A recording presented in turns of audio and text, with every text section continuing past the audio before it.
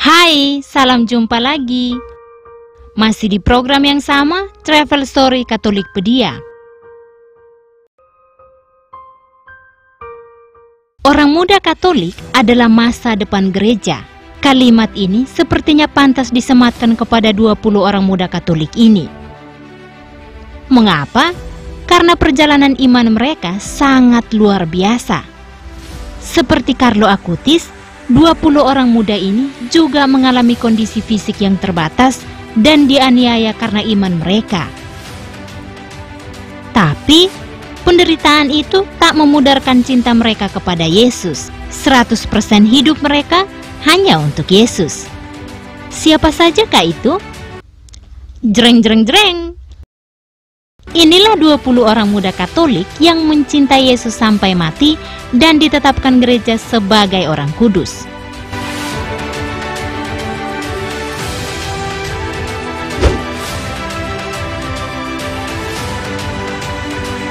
Pada tahun 1726, Aloysius Gonzaga diangkat sebagai pelindung bagi orang muda Katolik oleh Paus Pius ke-11. Dia dikenal karena tindakan mulianya mengemis di jalanan demi menolong orang-orang yang kelaparan dan yang terkena penyakit pes yang menyerang Italia. Totalitasnya dalam merawat orang-orang yang terinfeksi penyakit pes membawa dampak buruk. Ia akhirnya ikut terinfeksi dan meninggal dunia di usia muda, 23 tahun. Jenazahnya disemayamkan dan masih utuh sampai hari ini. Maria Gemma Umberta Galgani lahir pada 12 Maret 1878 dan meninggal pada 11 April 1903 akibat TBC pada usia 25 tahun. Orang muda Katolik ini dijuluki Putri Kisah Sengsara karena stigmata yang dialaminya. Gemma dihormati sebagai santa dalam Gereja Katolik Roma sejak 2 Mei 1940.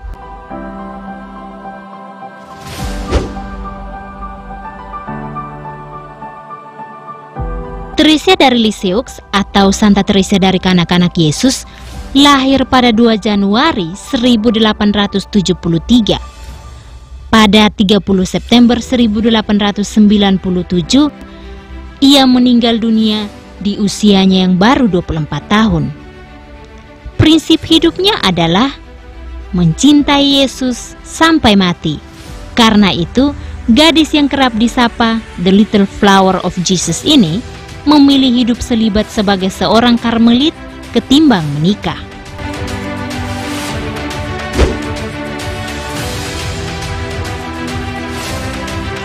Antonia Messina meninggal saat usianya baru 16 tahun.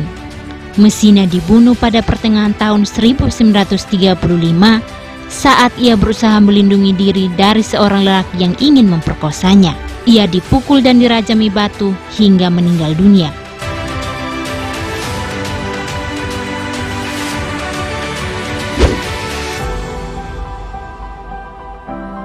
Dulunya, Elizabeth adalah anak yang susah mengendalikan emosinya. Tapi, semenjak menerima komuni pertama, kebiasaan buruk itu perlahan hilang. Komuni adalah santapan paling istimewa bagi Elizabeth. 16 Oktober 2016, Gereja Katolik resmi mengakuinya sebagai orang kudus.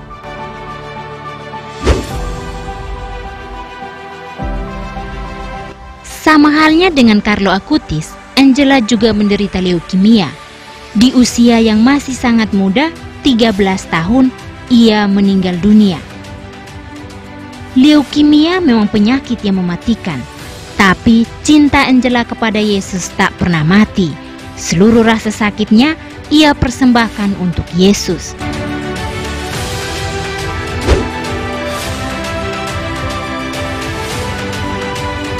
Tujuan hidup Rolando Maria Rivi adalah menjadi imam.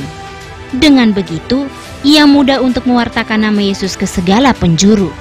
Rolando selalu bangga dengan jubahnya karena bagi dia, jubah adalah tanda bahwa dirinya adalah milik Kristus dan gereja seutuhnya. Sayang, ia diculik dan dibunuh oleh partisan komunis saat usianya baru 14 tahun.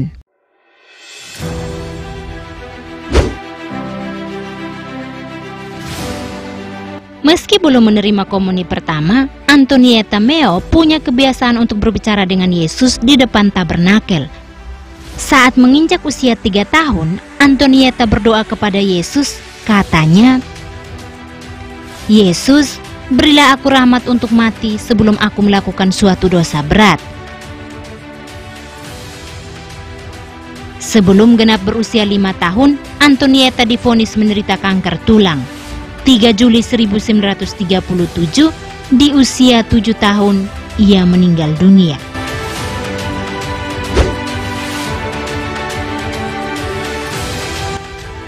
Jose Luis Sanchez del Rio adalah salah satu dari orang muda Katolik yang mencintai Yesus sampai mati. Lahir Katolik, mati pun Katolik. Prinsip hidup ini yang selalu ia bawa dalam doa-doanya hingga akhir hayatnya. Saat berusia 15 tahun, Jose meninggal dunia. Dia dieksekusi mati karena menolak untuk meninggalkan iman Katoliknya.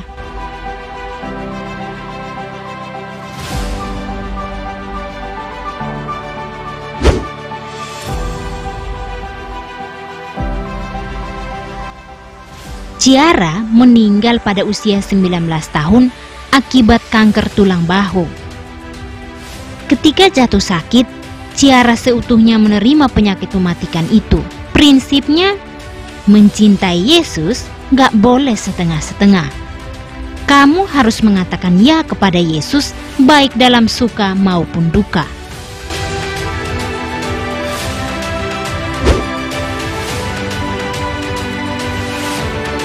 Sepanjang hidupnya, Matteo Farina memiliki devosi yang mendalam kepada Santo Fransiskus Assisi dan Padre Pio. Ia juga rajin mendaraskan doa rosario setiap hari dan membaca Injil serta mengaku dosa seminggu sekali. Matteo meninggal dunia akibat tumor ganas yang menyebar di seluruh tubuhnya.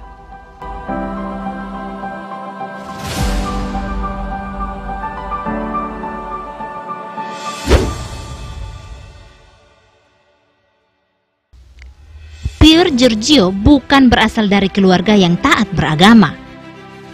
Namun, saat beranjak dewasa, Giorgio memiliki 2 kebiasaan yang menjadi bagian dari kehidupan sehari-harinya.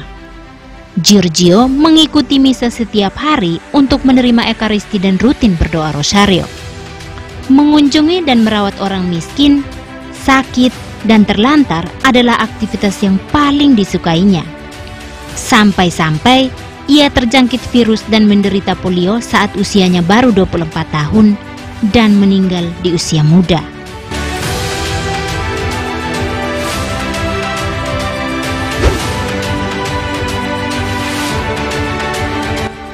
Laura Vicuna ditetapkan Gereja Katolik sebagai pelindung korban pelecehan fisik karena dirinya mengalami pelecehan fisik oleh ayah tirinya.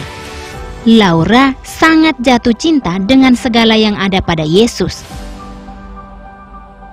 Salah satu kata favorit Yesus yang ia suka ialah, "Tidak ada kasih yang lebih besar daripada kasih seorang yang memberikan nyawanya untuk sahabat-sahabatnya."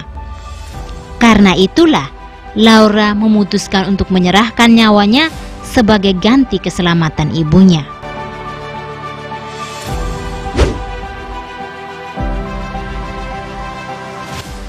Di masa kecilnya, Pedro ingin menjadi seorang katekis. Dengan begitu, ia bisa membagikan apa yang ia ketahui tentang Yesus kepada orang lain. Mimpi itu terwujud. Suatu hari, saat sedang dalam tugasnya, ia dibunuh oleh sekelompok orang yang antikristus. Ia mati karena mempertahankan imannya.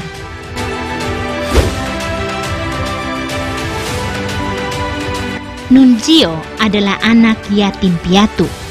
Ia tinggal bersama pamannya, tapi selalu dipaksa untuk memikul beban berat hingga akhirnya ia menderita kanker tulang. Perlakuan buruk itu diterimanya sebagai salib.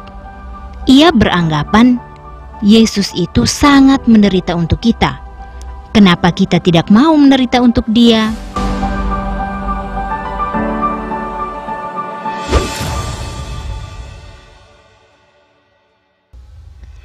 Alberto mendedikasikan hidupnya untuk membantu para korban saat Perang Dunia Kedua. Setiap hari dengan sepedanya, ia menolong para korban, menyediakan makanan, dan menyelimuti mereka. Alberto benar-benar mewujudkan perkataan Yesus, sebab ketika aku lapar, kamu memberi aku makan. Ketika aku seorang asing, kamu memberi aku tumpangan. Ketika aku telanjang, kamu memberi aku pakaian. Alberto wafat di usia muda 28 tahun akibat tertabrak truk saat hendak menolong para korban.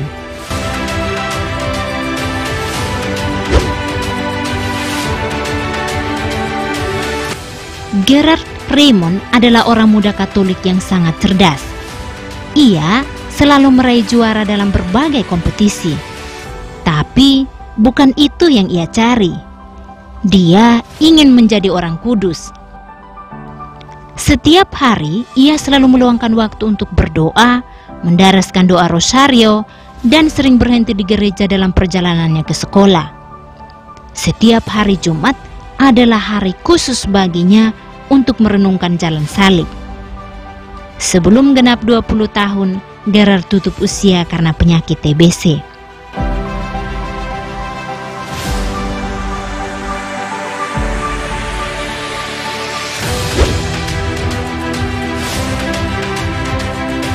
Hidup Germaine dipenuhi dengan penderitaan. Ia menderita cacat. Karena itu, ia sangat dibenci oleh ibu tirinya. Kelaparan, dipukul, disirami air panas, dilempari makanan sisa adalah perlakuan sadis yang ia alami sepanjang hidupnya. Tapi tidak ada rasa benci yang tertanam dalam hati. Dalam untayan doa rosario yang selalu didaraskannya, ia selalu berdoa, "Ya Tuhan, tolong jangan biarkan aku terlalu lapar atau haus. Bantu aku untuk menyenangkan ibuku."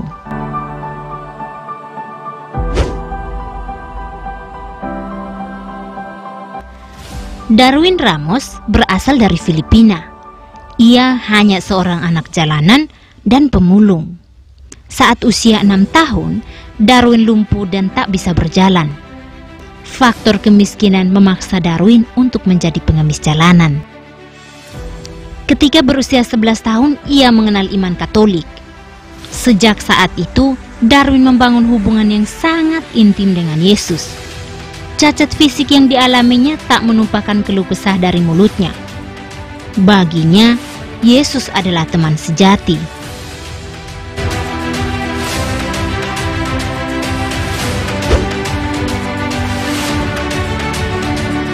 Sandra Sabatini merupakan sosok orang muda pecinta kaum miskin.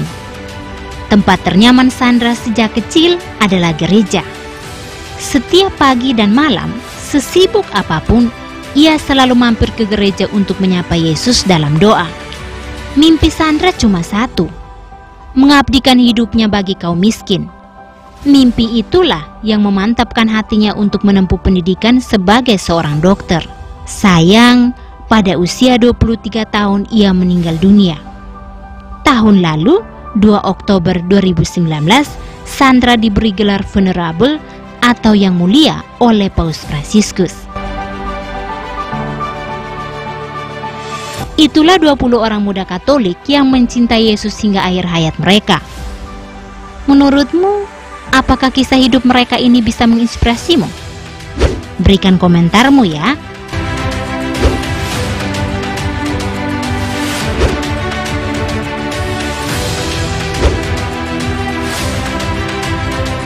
Jangan lupa like, comment, share, dan subscribe. Terima kasih. Tuhan memberkati.